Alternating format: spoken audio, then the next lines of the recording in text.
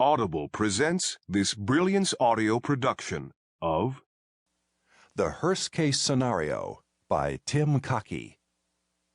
For Julia C. Strom, if I can locate any more love, it's yours. Chapter 1.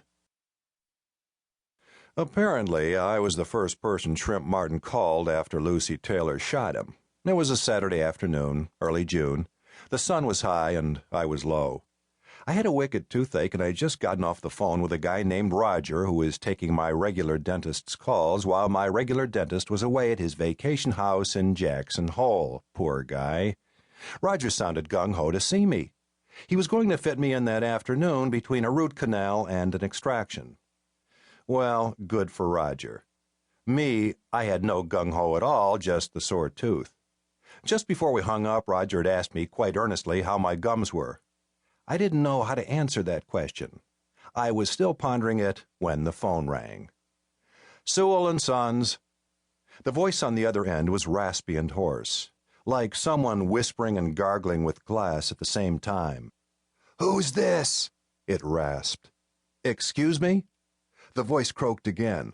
"Who's this?" "You called me," I pointed out. "Sewell and Sons Family Funeral Home. Now, your turn." There was a pause. I leaned back even farther in my chair and recrossed my legs, which were up on my desk. Lately, that's where they had been spending a lot of their time, up on my desk. Not a lot of people were dying these days. My aunt and I were suffering a beginning of summer drought.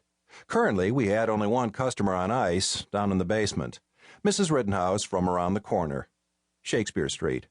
Her next of kin was due by any minute to drop off a dress for the viewing, a fact that was about to make this phone call all the more interesting. A hissing sound was coming over the phone, like air going out of a balloon. I asked again, "Who is this?" "Shh, Shrimp Martin." Shrimp Martin, nightclub owner, blatant self-promoter, borderline sleaze, a legend in his own mind. "Shrimp? This is Hitchcock Sewell. What's up? What's wrong with your voice?"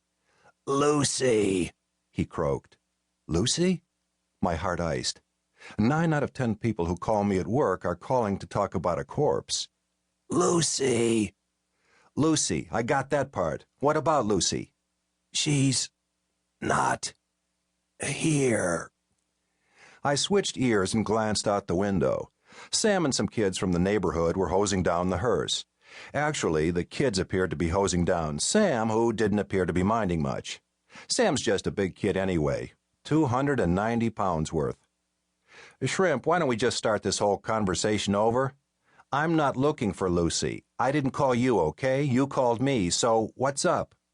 Shrimp sighed again. He sounded irritated. "Who's this?" Now I was getting irritated. "I told you, it's Hitchcock Sewell, Shrimp. What the hell is going on?" "Lucy," Shrimp said again. "She's gone.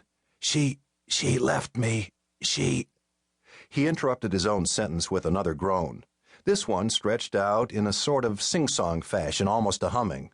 It sounded as if Shrimp was channeling a tone-deaf drunk, which was the conclusion I was beginning to reach. Not that Shrimp was channeling, but that he was definitely coming to us from the land of liquor. "What do you mean, she's gone?" Aunt Billy had just stepped into my office. She was holding a rat by the tail at arm's length, presumably dead. If not, then faking it nicely. "Who's gone?" I palmed the mouthpiece. "Shrimp Martin says that Lucy Taylor has left him." Billy sniffed. "Lucy Taylor has a brain." She leaned sideways and dropped the dead rat into my brass spittoon. I don't spit. I use it to keep the door propped open, and apparently for storing dead rats. "Mrs. Rittenhouse is all done," Billy announced. "Pretty as a picture. I'm just waiting on her dress." At that precise instant, the front door opened. I could see a pair of arms wrapped around a blue chiffon number. Well, I call it chiffon. I don't really know these things. It was blue. I made the voila gesture, one-handed version, and Billy floated out to the lobby to do her thing. Shrimp was still gurgling into the phone. "I'm sorry, Shrimp, I missed that. What were you saying?"